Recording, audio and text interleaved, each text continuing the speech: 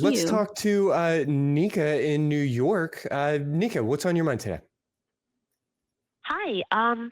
So I'm a female assigned at birth, cis, and Mhm. I I've recently come against some issues in my employment. I have a disability that's invisible, and I know that a lot of people who are trans also deal with a lot of issues that are invisible. Sure.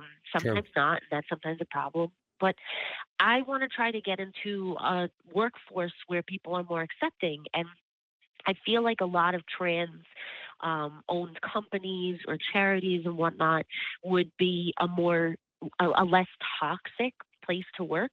But I'm nervous that I might be taking opportunities away from trans people, and I would never want to make being a trans person any harder than it is. So, what's the Sure. appropriateness of that? Oh, that's Yeah, a great so that question. feels very kind of broadly hypothetical to me.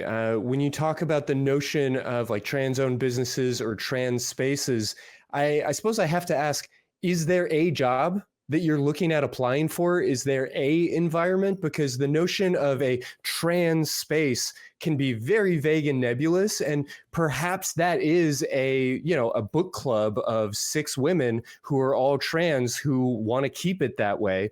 Perhaps it's a large organization with hundreds of employees that are searching for people who are not just trans identified, or maybe not. Like, there's so many different ways to define these terms that I would hate for you to get sort of lost contemplating your navel by just looking at the broader philosophies of it. Is that a fair framework for me to offer you here, Nika? Yeah, definitely. I do appreciate that take because I guess that's something that I didn't take into consideration in terms of looking. It really does matter the specifics of the place that I would be applying to. That's a good point. Yeah, and something I might also add is I don't know where you tend to look for jobs, but I tend to look for jobs on things like LinkedIn, websites that are made for job posting. And so if at the point where the job is available publicly, I don't necessarily think worrying about taking roles from trans people is necessarily an issue because it sounds like they've opened their opportunities up to the public. Now, a lot of times when you read job descriptions, they'll give specifications on things they're looking for, like somebody with this experience, somebody with that experience, somebody who has nonprofit experience. And so there are other qualifications, I'm sure, that are required for those roles, but I might think, and this is coming from somebody who I have no experience being a trans person. I've been a woman assigned at birth since then. I've never questioned my gender, my sexuality, but I would think that at the point where I am able to see these opportunities because they're being offered to the public,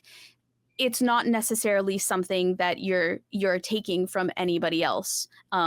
As long as your qualifications meet what they're looking for. Now, it's different if, say, for example, there is a trans job board, like maybe there's a website specifically to help trans individuals get roles in professional settings, or I know that there are a couple of places in, say, like the arts community where they want to make sure that trans individuals get to play trans roles in movies and on stage. That's different. I can see how trying to go for those exact same roles or jobs that are available on those forums specifically to help trans individuals get opportunities that may not always be accessible to them, unfortunately, because of people's biases. That might be a situation where you should be concerned about that, where you're like, I don't necessarily think this job board is meant for me or this role is meant for me. But if you're applying for them in a public space where they're available for everyone, I don't think there's an issue with that at all. And I don't think that sounds like something you would be taking from a trans individual. That's fair. I really appreciate your guys' perspective. I always just, as someone of, I guess, cis privilege, even though I am a woman and do have disabilities, I never want to overstep my bounds. I always want to try to protect people of that community. And I really appreciate your guys' perspective on it. Yeah. Yeah, I think when we go to a job interview, we're all trying to put our best foot forward. We're all trying to maybe massage our CV a little bit to make sure that we fit in appropriately. And perhaps in some of these quote unquote trans spaces, we should be even more mindful that we are Yeah. presenting transparently, that we're being sincere in what we're offering, and not put too much of a veneer on those things. But also, it's a job market, and I think that that's a little bit to be expected too. So I suppose I would encourage you to trust in yourself to be a kind and generous human. Don't force yourself through any doors that haven't been opened to you, but you also don't need to agonize or beat yourself up over taking advantage of an opportunity that's been presented to you. Yeah. I appreciate your care and concern here. I sincerely do. And I do want to acknowledge that neither Sydney nor I speak for the trans community Yeah, or right. really are active members of that community. And as sincere and passionate allies, I would like to say that you are welcome to take any job that will take you. Yep.